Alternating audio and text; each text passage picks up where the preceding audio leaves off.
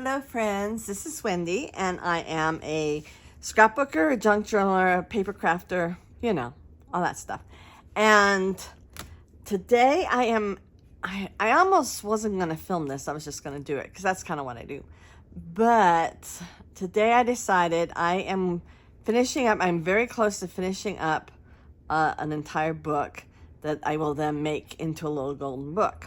Also, it's been almost a year since I started Corby, probably 11 months since I started Corby, because Corby was my very first little golden book. And I thought I would just kind of share some of what I do and why I do it, and we'll go from there. So the first thing I'm going to do is put a page protector on each of these pages. I start with this one. It is my Amazon Basics, and I order them, obviously I order them online. They come with a subscribe and save, which, one of these boxes is going to last me a long time. Anyway, so what I do is I measure. Sometimes I measure badly and have to recut. But this time I'm hoping to measure good. So I'm going to go like 5.5, just to make sure I have plenty of room, because I can always like snip it off. And this is 4.25. So what I do, I need to remember 5.5 now. But what I do is, this is score tape. It's very thin. I think it's 1/8 of an inch. I also get this on Amazon. And now the reason I do this, I started scrapbooking almost 25 years ago. Well, actually, no, this is not true. I started scrapbooking when I was a child. My mother scrapbooked things. Put things in photo albums, My grandmother was taking pictures back in 1900 and wearing these crazy dresses with these hats with big birds and feathers on them, way back then. And I guess it must be in my blood, right? So I like to take pictures. When I was in high school, my dad gave me my first camera, and I started taking pictures. And then, of course, you got to put the pictures somewhere, so you put them in a scrapbook. And back then, I used, whoops, don't want to hit that. I used like Elmer's glue, which, nothing wrong with Elmer's glue, but you really don't want to put Elmer's glue on the back of your photos. But let me cut this to the size I need it. Okay, so what I found that I like to do after I've cut it, I don't know if you can, you can kind of tell. I've already taken the top part, so it's just sticky down there. I like to kind of find the bottom of that and put that down, and then just smooth it over. And as I mentioned, I made it a little bigger, barely. So I don't need to do anything more than that. Now, why do I use a page protector? Well, because I want to protect my photo. I have had scrapbooks since the mid-1970s that I have been doing. And I have found that the photos can get scratched. They can get, So from my own personal experience, I know that I want to protect my picture.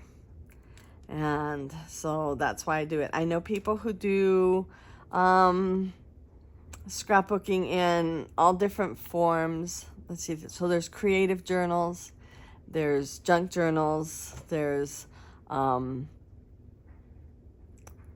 12 by 12, regular scrapbooking kind of thing. Oh, travel journals. They're usually long and narrow. And I know people who scrap in all of these different ways, and many of them do not use page protectors. So for me, it is it satisfies a need for me to try to protect my photos as best I can. So that is why I do it.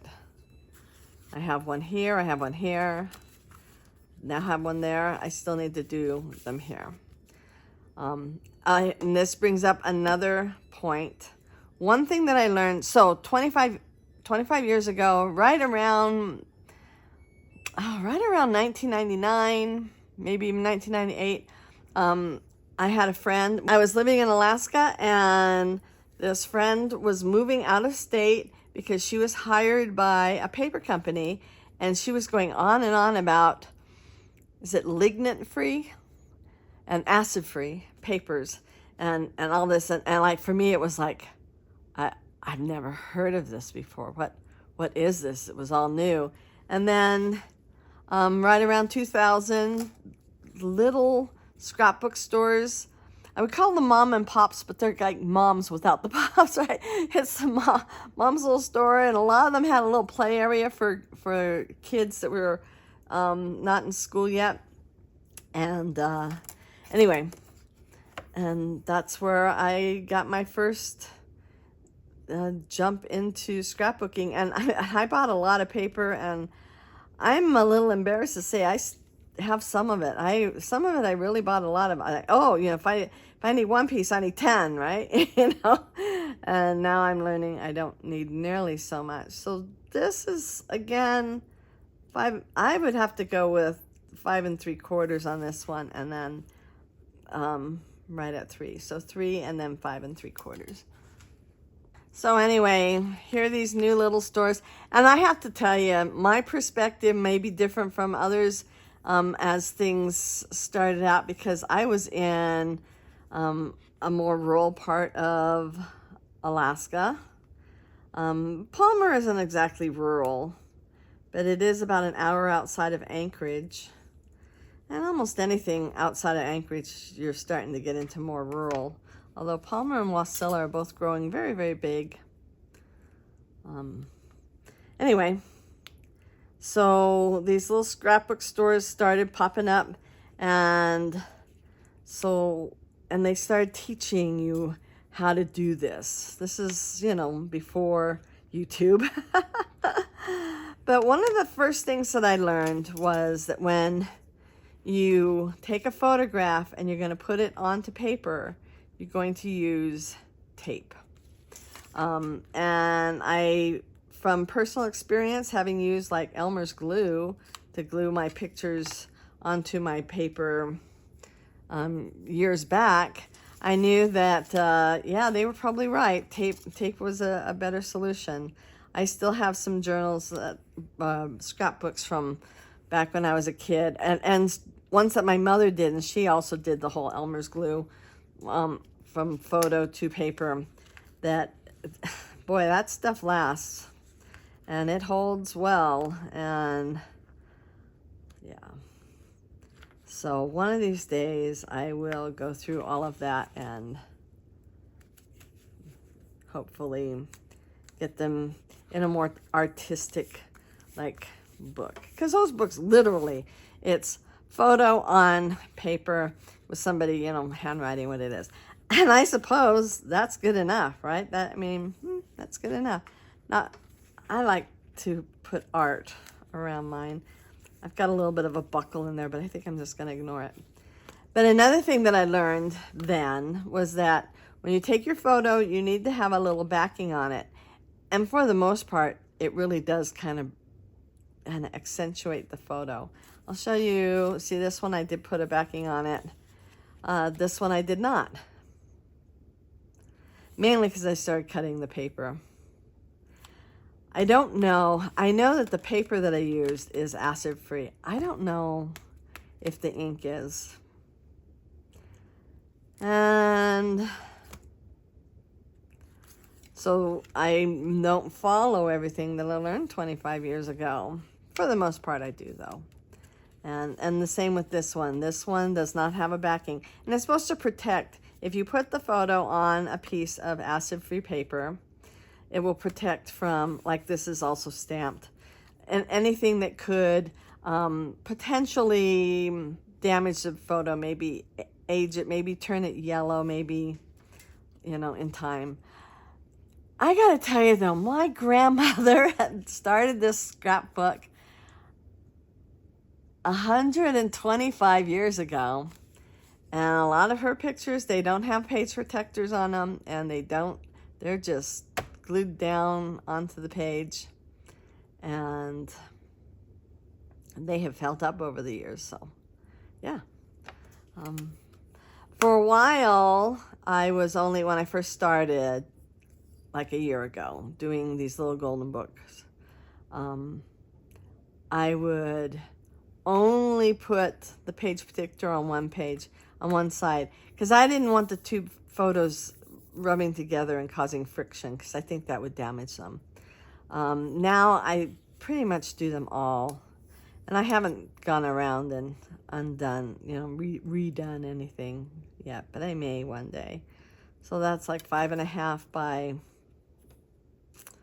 I'm going to call that 4. Now I like this score tape because, as you can see, it really doesn't show. Sometimes it does, depending on what I have it on. Sometimes I can kind of see it, but it's not glaring. It doesn't really bother me a lot. I'm real happy with it. So I also like doing this more than I like putting a 12 by 12 page in a page protector. I'm just gonna kind of go like this. I have been doing a bulletin board for my church, and I've been putting the pictures and everything of the kids from church on 12 by 12 pages. I do a little bit of decorating. I'm doing less and less all the time. Nobody cares about my decorating. What they want is see pictures. And actually, it's the kids. They want to see pictures of themselves. But here, let me go like that. And I've been taking the photos off the bulletin board, the 12 by 12 pages off the bulletin board, and wrestling them. Yes, it's a wrestle. Wrestling them into these 12 by 12 page protectors. And I have forgotten how much I hate doing that. This, I don't have a problem with. So I ended up having my tape came out just a little. I don't know if you can see that at all, but I can just use my little picky tool and my little scissors and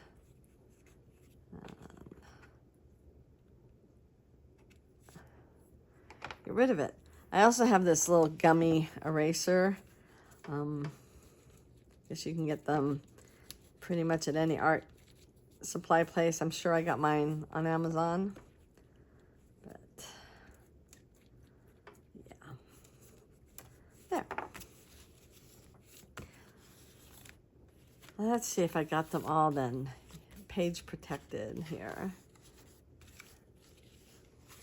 And I do. They're all page protected. Yay! And like I said, I just really like that. And it makes me feel good. And I know that the sides are open, but if you put them in a page protector, either the top or the side is open that way too. So just a little added help. So the next thing I need to do, this is my little golden book. I have a couple more steps I need to do before I start making it into a book. I keep hitting. I don't know where to stick this ring where I'm not hitting it with my head or with my arm or whatever. I try very hard. Well, so way back when I took this apart. And if you've seen any of my other videos, you'll know that, trying to see where I'm at here. See what's what, I think things got stuck together. Okay, so I have started keeping my books in Ziploc bags. So this little golden book, I have not cut that yet. An interesting thing though, this one is an old one that we got at a thrift store. And when I say we, I mean Rachel. I love you, Rachel. And these are not perforated. So now, I don't know if I'm going to cut them or not. Okay, I'm not as far along as I thought I was. So this one I have,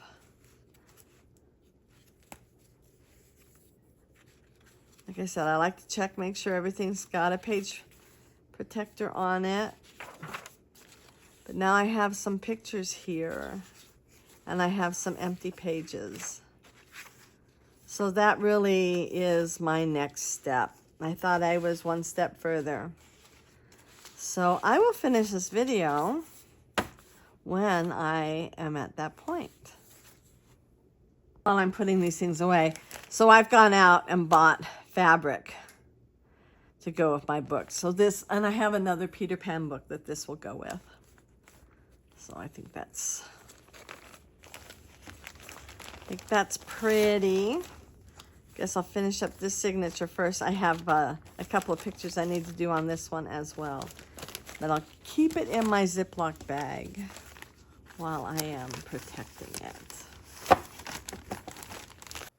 Okay, I thought I would share another little thing. I buy these, the tubes, the containers on Amazon. It's by Vineline. Comes in 2 sizes. I couldn't remember if I had bought this size or not. This is like the fine tip, and it's really teeny tiny.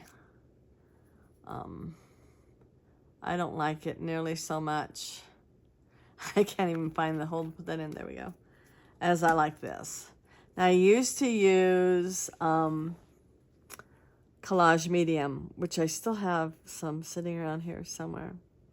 I kind of have a mess right now. Anyway, I like Collage Medium. It does a wonderful job. It's just really thick. I like being able to take this little thin piece, and it's not such a big deal with something as large as this, but it is very helpful when you're doing some small, intricate things. I actually have one that I've broken that tip off of and had to buy a new one. And that one I often use when I am inking larger items. I inked the edges with black soot. I used the oxide. And I use this, I've said this before, but I use this PVA glue. It's a permanent PVA adhesive. It's got like a neutral pH balance to it. So I'm thinking that means, you know, maybe acid-free. It does not say acid-free right on here though. So, but it's by Lynette Co. And I like this stuff because it's a little more runny. The thicker glues that go into this with this tube, it just gets all clogged up. So I know some of the people I have followed on YouTube actually add water. They get their glue and then they add water to it to make it even runnier. This comes out just the right thickness and everything. So I'm still working on this. I will show you one more thing. Since we're taking a trip down memory lane, probably the first, again, I don't know what it would have been like living in any other place besides Alaska. But the first thing we got, I was working at a little scrapbooking store in Anchorage. We had moved into Anchorage after we had lived in Palmer for a while. And the first thing were these quick cuts. And they come on these little And they have like these little ejection things, and it had this little lever. They went out of business.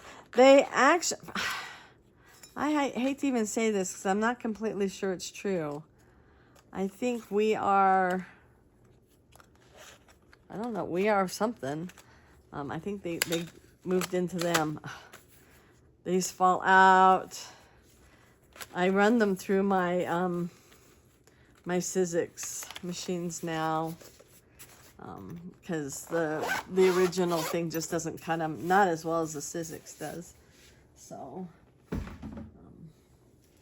but I was looking at those first, and I remember that they were starting to come with these little thin things, and my mind could not wrap around them. It was a little while later before I bought my first Tim Holtz die. I was using his inks long before I started buying his dies or his stamps. But I just reviewed everything that I've already videoed, and I decided I would really like to, like close up this video, because as soon as I finish these pages, I did, let me set that aside. I did this one here today. I still need to put some, like these don't have page protectors on them. So I really do. I need to go through every page and make sure that I have them on them. But yeah, once I am done with that and putting page protectors on everything, then the next thing that I am going to do is, well, actually I'll do this one. When it's a brand new book, like even if it's an old story, if it's a brand new printing, they have a perforation. This has no perforation. And so I'm trying to decide, I've actually already decided what I'm gonna do. I'm gonna do one of two things. I'm either going to, let's see, this goes, yeah, this goes, well, this goes in here.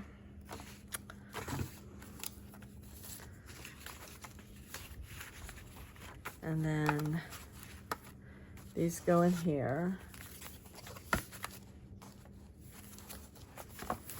And when it's all said and done, these are not that much further out.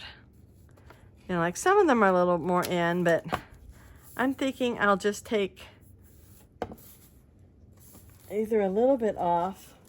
I might not take, yeah, I think I will. I think I'll take a little bit off, because it's gonna then stick out of here. But I'm only gonna take like 1/4 of an inch off the side. And I'm just gonna cut it. I'm gonna like put it together and go chomp. And I'm not going to worry about it or cry if, Michael's little bum, where was his cute little bum? Whether his little bum will get cut off or not. I saw it on one of these pages. Anyway, it was here. But if I only go right to where his bum is, then I'm not going to lose anything. So I think that's what I'm going to do. Because if it was perforated, then I would do what I have been doing in the past. But since it's not, I'm just going to cut 1/4 of an inch off. So with that said, if you enjoyed this, please give it a big thumbs up. Hit that notification bell. Subscribe if you haven't already. And I hope you have a wonderful, wonderful day. And I will see you soon. Bye.